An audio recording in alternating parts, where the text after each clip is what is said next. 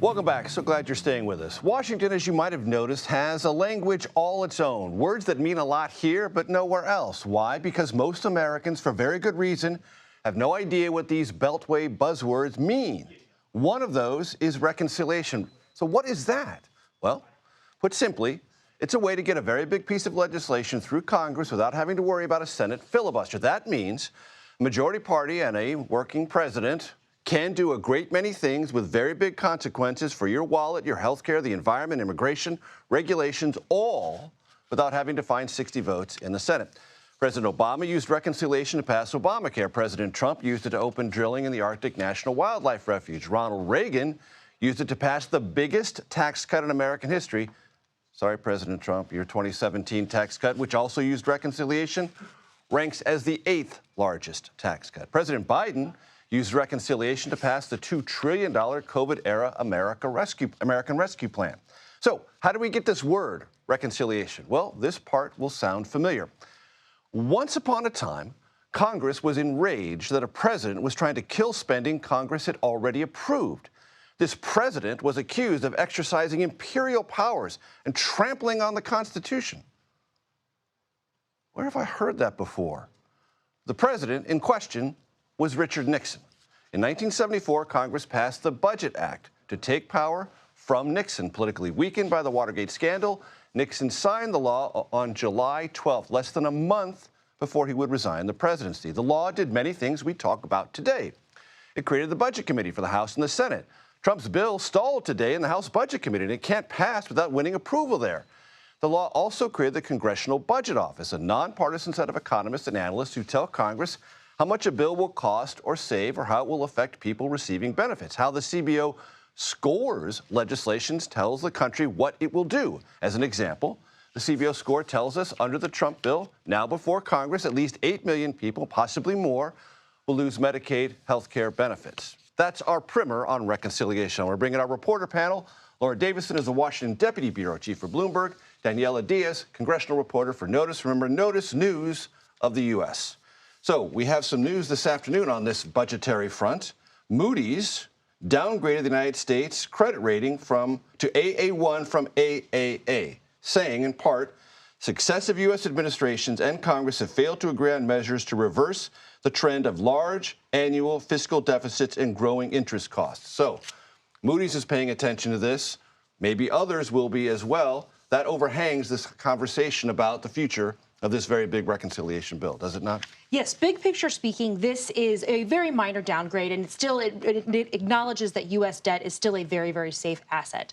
But if this continues to be a trend, and some of the fiscal outlook that Maya was just talking about, suggests that we are on a bad path, that could mean that U.S. debt is no longer seen by investors, by markets, by foreign governments as a safe asset, which means that our ability to deficit finance our government's projects and proposals goes down significantly. So the U.S. has been has remained the global economic superpower. The dollar has been the safe haven asset it is because of our view of we're seen as the safest place to go. So as this debate continues, if markets, if ratings agencies are no longer convinced that the U.S. will be able to have a sustainable fiscal outlook, this could really change our ability to do big tax and spending programs in the future. And Daniella, based on your reporting this week, how do House Republicans proceed? They had a very significant speed bump today.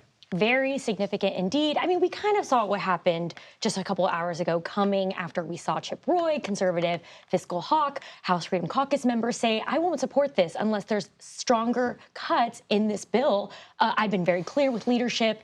I have been talking to legislative aides, White House aides. Important to note, Trump is not here. That might be a factor of why this all played out today. He's currently on his Middle East tour, not actually able to meet with Republicans in person. But this was coming and not a huge surprise. I was reporting all week, talking to Republicans, that they did not have the votes to get this through the Budget Committee. There's a lot of frustration toward Budget Chair Jody Arrington, saying that he called for this vote, knowing that there was not enough support. Of course, there were 4 Republicans that voted against this. 1 voted against it, Lloyd Smucker, to be very clear, as a procedural move so that they could bring it up, as we noted earlier in this show, at 10 p.m. on Sunday, which pretty wild that they're planning to have this hearing so late on Sunday, maybe to have them tired and Maybe through this tired process or quickly. having accumulated 48 hours of Trump echo chamber on social media hammering them this weekend. And it was really notable, Major, Which that's what's going to happen. That's exactly what's going to happen. And he actually had his post on Truth Social while they were in the hearing room saying, I endorse this. It's important for this legislation to pass. That did not seem to get these guys across the finish line today during the budget meeting. But they did say on social media that they're planning to be here all weekend and hash this out and try to reach this deal. And look, Leader Scalise has said one of the major sticking points is those work requirements that are supposed to kick in 4 years to kick people off, potentially to kick people off Medicaid. That is essentially what fiscal Republicans are wanting, could kick in sooner. That is something that Chip Roy and these other conservatives wanted. So if they get that, they might change their tune on this. So, Laura, I want to ask you about some of the finer details within this legislation. One dealing with auto loans and deductions that you might receive if you get a new auto loan. Yes, this is something that Trump very aptly on the campaign trail unveiled in Detroit, Motor City. And basically the idea here is that you would be able to write off the interest on your auto loan, much how you're able to do that on the mortgage interest on your home, that this would also be a deduction if the car is made in America. So this really dovetails with Trump's broader economic strategy here. If he wants more cars to be made in America, he wants more people to buy cars to stimulate consumer demand. And by doing that, they get a tax break on at least a portion of the cost of the loan. There's also legislation that would change the way private foundations and philanthropies are taxed.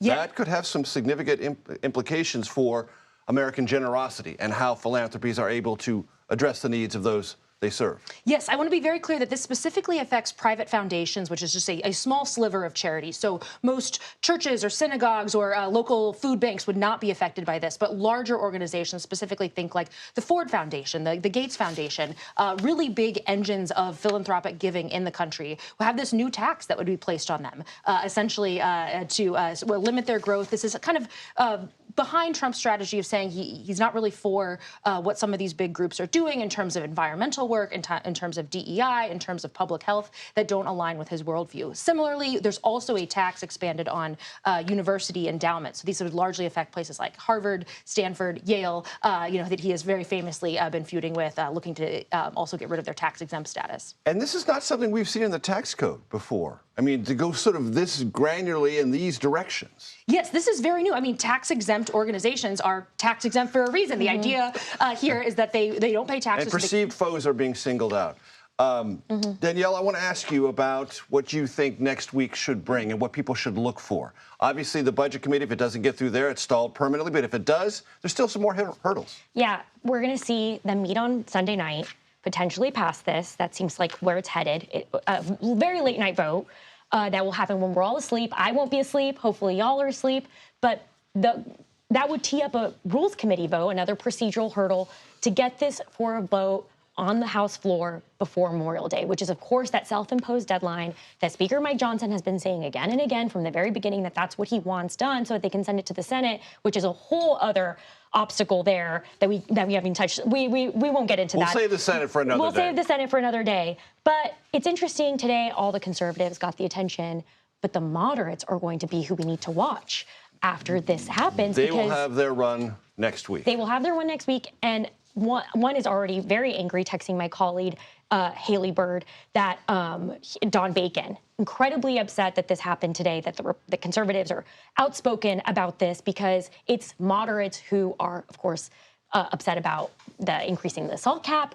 They need to be able to bring these bills home to their districts, and cutting Medicaid could be potentially very dangerous for them politically. Right. So I don't know how leadership is going to do this. It's going to be very difficult. Indeed, but there's a kind of phrase that always circulates around these discussions. In the end, moderates always fold. Moderates tend to fold, absolutely. And We'll I think see if that happens next week.